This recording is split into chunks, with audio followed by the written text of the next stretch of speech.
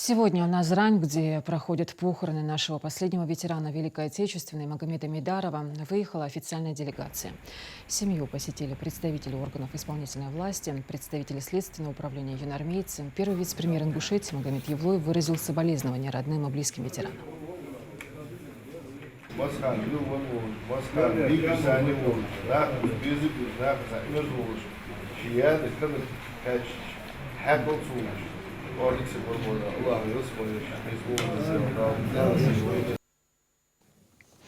Напомню, Магомед Хасултанович в прошлом году отметил вековой юбилей. В 2025 году ветерану было присвоено звание «Почетный гражданин города Назрань».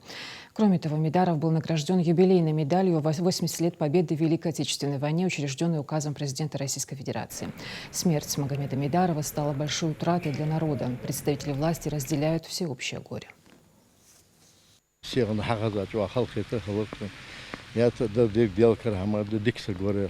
Последний ветеран войны в Кодуар, Дирсу, Хавич, Уасу, Доста, Хакача, Уаса, Бильми, Сагвар, Хасетка, Хосаг, Эди, Сагвар, Дилдо, Сагвар.